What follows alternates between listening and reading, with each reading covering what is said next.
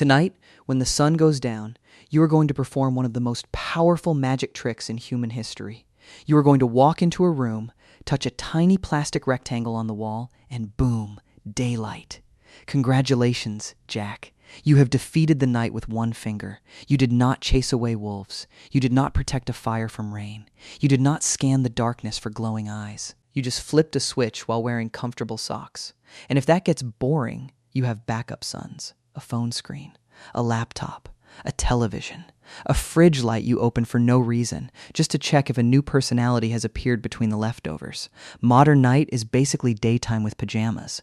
But for most of human history, when the sun disappeared, the world did not become cozy. It became dangerous. Imagine you were Jack, but not modern Jack. No apartment, no LED bulb, no Wi-Fi, no food delivery, no just one more episode. You are prehistoric Jack. The sun is setting. The temperature is dropping. The trees are turning into black shapes. Somewhere in the distance, something makes a sound that your brain immediately translates as absolutely not. And the worst part? You cannot see very well. Human eyes are decent in daylight, but at night, compared to many predators, we are basically emotional potatoes with legs. A leopard can move through darkness like it has night vision goggles. A hyena can smell dinner from far away. An owl can hear a mouse thinking about making a bad decision. You, meanwhile, step on one twig and alert the entire continent.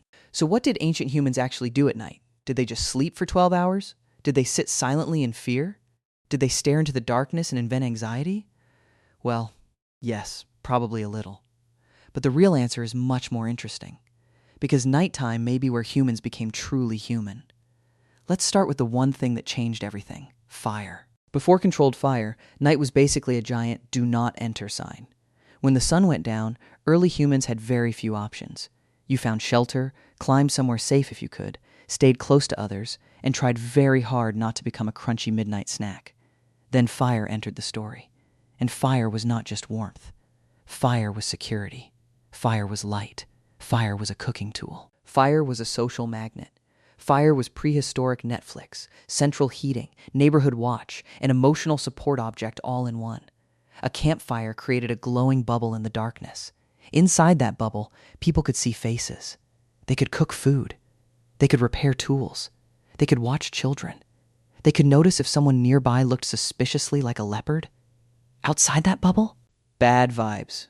Very bad vibes. The fire did something even more important. It extended the day. Without fire, sunset ended most useful activity. With fire, humans suddenly had extra hours. Not bright, productive office hours. More like orange, flickering, mysterious hours. And those hours changed everything. During the day, prehistoric life was practical. You needed food. You needed water. You needed to know where the herd went. You needed to remember which berries were delicious and which berries sent your uncle into a spiritual meeting with the ancestors. Daytime conversation was basically ancient group chat logistics. Where are we hunting? Who took the sharp rock? Why is Gary limping? Gary ate the shiny berries again.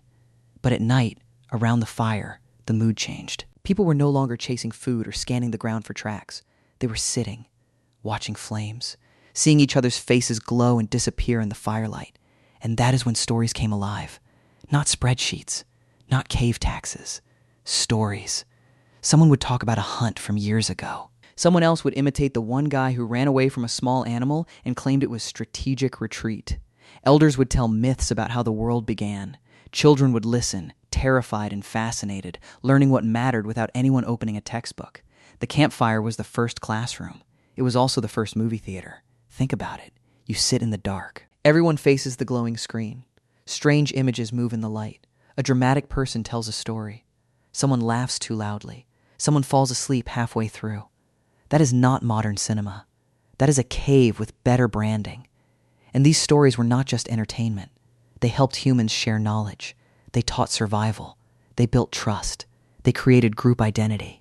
If someone told a story about a hunter who ignored warnings and walked alone at night, that story had a purpose. The purpose was, don't be that guy.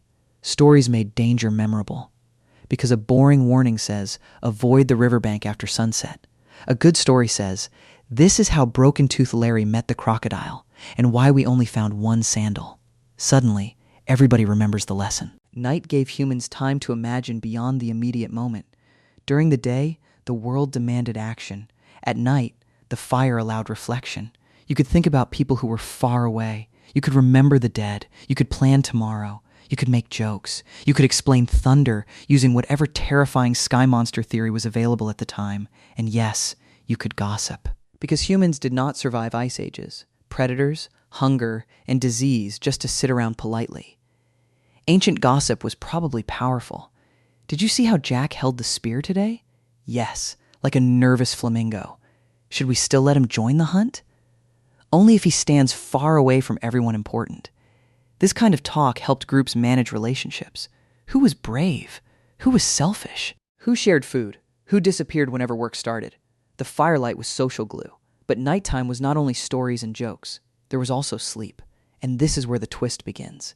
You probably think a normal night of sleep means going to bed, staying unconscious for 8 hours, and waking up refreshed like a shampoo commercial, which is adorable. Because most modern people go to bed, stare at a glowing rectangle, fall asleep too late, wake up at 2:37 a.m., question every decision they have ever made, then Google whether thinking about raccoons at night is a symptom of something.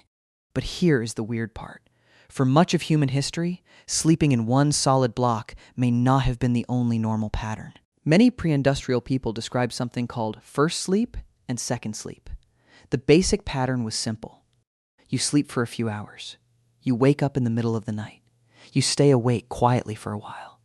Then you sleep again until morning. This was not always treated like a disaster. It was part of the rhythm. That middle window could be calm, reflective, even useful. People might talk softly, pray, think, remember dreams, tend the fire, check on children, visit neighbors if the neighborhood was close and not full of teeth. For ancient humans, waking at night was not necessarily, oh no, my sleep is broken. It might have been, the night has a second chapter. And this makes sense when you remember what ancient nights were like. No streetlights, no car headlights, no refrigerator hum, no phone buzzing because someone you barely know reacted to a meme from 2018. Darkness was real. Silence was real. The stars were not a cute background. They were the ceiling of the universe. The Milky Way was not something you drove 3 hours to photograph for Instagram. It was just up there, every clear night. A huge river of light across the sky, making you feel tiny in a way no motivational podcast can replicate. And during that quiet middle wakeful period, the human mind may have entered a different mode.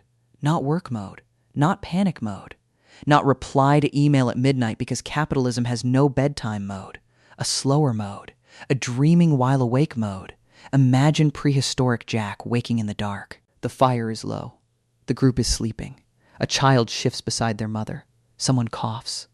Outside the firelight, the night is alive with small sounds. Jack does not reach for a phone. There is no phone. There is only darkness, breath, memory, and thought. Maybe he thinks about tomorrow's hunt. Maybe he remembers someone who died. Maybe he wonders why the moon changes shape. Maybe he invents a story he will tell the children later. Or maybe he lies there thinking, I really hope Gary does not eat the shiny berries again. This quiet wakefulness may have been one of the most human parts of the night. Then, modern light changed the deal. First came better candles and lamps, then gaslight, then electric light, then screens, then the final boss. Lying in bed at midnight watching a video titled 10 Signs You Are Actually a Genius while eating cereal from a mug. Artificial light gave us power over darkness. And honestly, that power is amazing. Nobody wants to be eaten by a leopard because they needed to use the bathroom. But we did not only light the night, we colonized it. We turned night into extra work time, extra shopping time, extra scrolling time, extra worrying time. Your ancestors used firelight to tell myths. You use blue light to watch a man explain why a submarine imploded using a whiteboard and dramatic music. Progress is complicated. Artificial light also confuses the body. Your brain uses light as a signal. Light means day. Darkness means night. But when bright light hits your eyes late at night, your brain does not say, ah, yes, this is a phone, and therefore not the sun. Your brain says, morning? Again? We just did morning. So melatonin gets delayed. Sleep gets pushed later. Your internal clock starts acting like it missed a meeting. This is why camping can feel strangely powerful. Remove artificial light for even a short time, and the body often begins shifting closer to the natural light-dark cycle. Sunset starts to matter again. Morning light starts to matter again. Your body remembers. That is the creepy, beautiful part. Under all the alarms, screens, lamps, schedules, notifications, and electric rectangles, there is still an ancient rhythm inside you, a rhythm shaped by sunrise and sunset, by fire and darkness, by danger and safety, by stories and sleep. So when you wake up at 2 a.m., maybe your body is not always malfunctioning. Maybe sometimes it is running ancient software. The problem is, modern Jack wakes up at 2 a.m. and immediately grabs his phone. And the phone says, "Since you're awake, would you like to learn about a disease you definitely don't have but will now fear for 3 hours?" Ancient Jack woke up and stared into the dark. Modern Jack wakes up and speedruns anxiety with Wi-Fi. That is the twist. We thought ancient humans were trapped in the dark. But maybe we are the ones who forgot how to be in it. Their nights were dangerous, yes. They were cold. They were uncomfortable. They involved insects, predators, smoke, and probably at least one person snoring like a wounded mammoth. But their nights also had something many of us have lost. A clear ending to the day. A reason to gather. A sky full of stars. Stories told face to face. Silence deep enough for dreams to speak. Darkness that told the body, "You can rest now. Tonight, Jack, when the sun goes down, you will probably flip the switch again. Light will fill the room. Your phone will glow. The night will become whatever you want it to be. But somewhere inside your brain, buried under thousands of years of firelight and only a century or so of electric bulbs, there is an older version of you. That version knows the night is not just empty time. It is where humans learned to tell stories, where they protected each other, where they dreamed in two parts, where they looked into the dark and slowly became us. So the next time you wake up in the middle of the night, before you panic, before you check the time, before you ask the internet why your brain is doing weird cave person things, maybe just lie there for a moment. Listen to the silence.